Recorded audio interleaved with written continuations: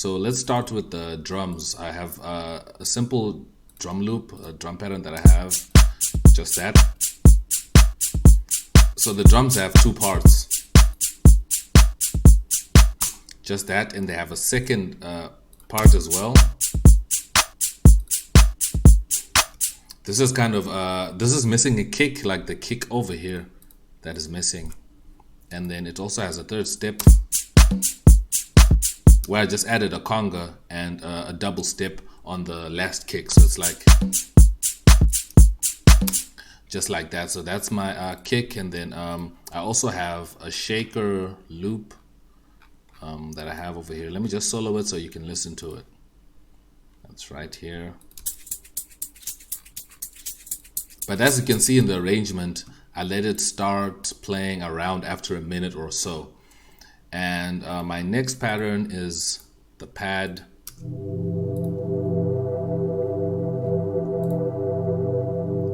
Just a simple pad, 3 notes, basic stuff.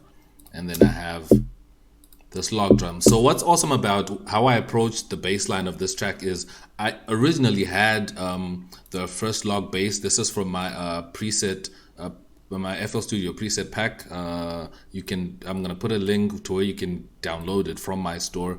This is my XDizzle Deep House GMS presets and also my Deep House bass presets as well. So all the bass lines that I'm using in my track, all the presets that I use are in this pack. You can get it in my store. You can also get all the sounds that I used in this track in my store as well. In my GMS presets, I use mostly GMS. So what I did with this bass was I didn't like the low end that the log bass was giving me, so I wanted to layer it. So I EQ'd some low end, as you can see down here, some low end out of this bass so that I can make room for another layer of just, you know, sub bass. So this is just the bass, the log bass with some of this lows cut out. So if I bring back the bass, you start to actually hear that low end coming in.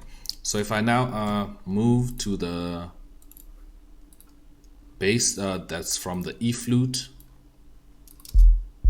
you can hear that it's really low. It's only taken out the, you know, it's only right there in the low end section of the mix. So when they play together, they sound like this.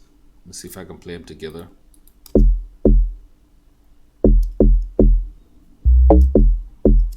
So that's another trick you can use in your own tracks as well, is to layer kind of a mid-range and a top end bass, and then also add a layer of just low end, just that rumble, like that 808 type of a vibe. Yeah, you can actually layer an 808 to something that has mids, but just remember to cut out the rest of the frequencies out of the other bass that you just want to be, you know, on top. And then next, what we just have a synth.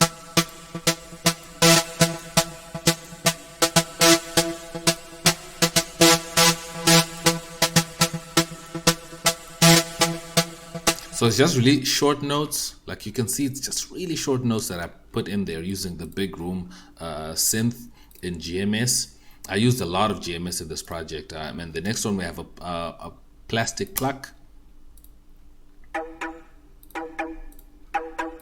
Also GMS, as I said, all these sounds are basically GMS. And then we have a vibe synth with a lot of reverb, and that is a reverb on GMS itself. And then I also have a filtered bell. I like the melody of this filtered bell. Just gave a lot of emotion to the track. And then I have this wobbly Reese bass. I love this bass. It's kind of in the style of Kususa, that style Afro tick.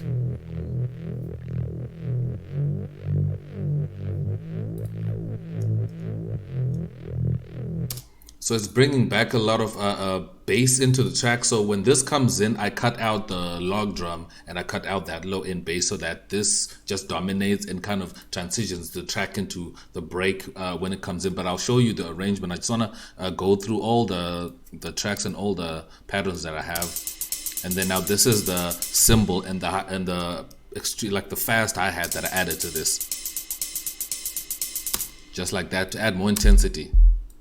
Okay, and that's that bass again. And that's that vocal that I added. And then this is the high string from Purity to add a little bit of emotion. And then we also have this glassy pluck.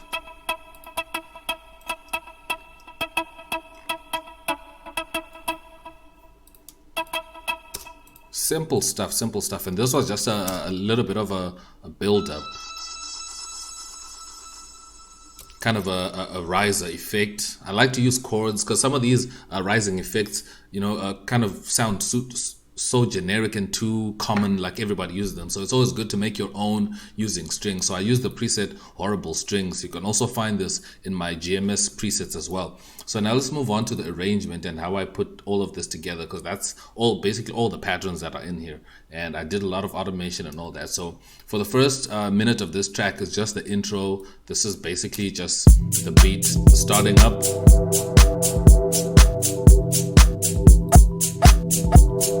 And as you can hear, the melody of this bell, the filtered bell, is coming in slowly over here. And then over here, I start to transition into the shaker and, I can say the mid-range log drum. Just like that.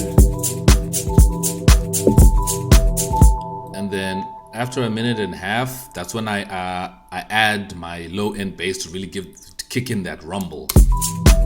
There we go. And this is where my melody is starting to kick in, and then around 2 minutes, that's where you now get that really big synth coming in.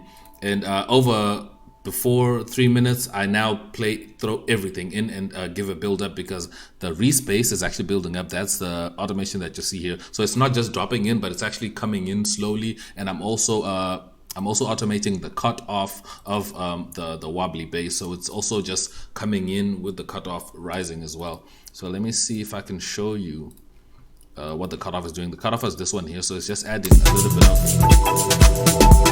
as you can see.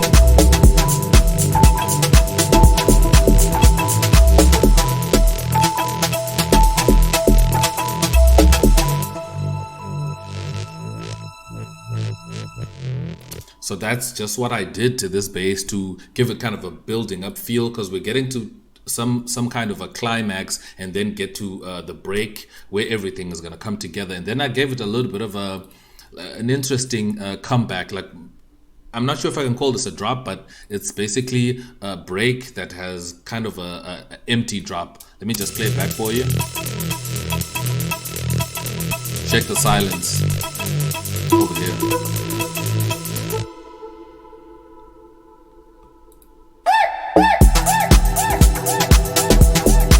And then it drops back in. I feel like it's unpredictable, because a lot of people would drop it exactly there so you can predict when the beat is going to come back. But I just gave it like 2 bars delay and then have it come back and just put that vocal in, and not really the traditional uplifting feel. And when it comes to the mix is very, very simple. I actually didn't do so much mixing. I did most of the mixing right here on the channel rack, because you can see the volumes are all over the place. So I felt like the mix was good.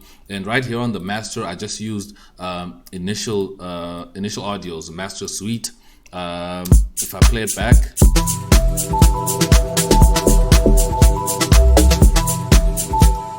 you see what it does. It's the LUFS is -11, basically -12 to round it off.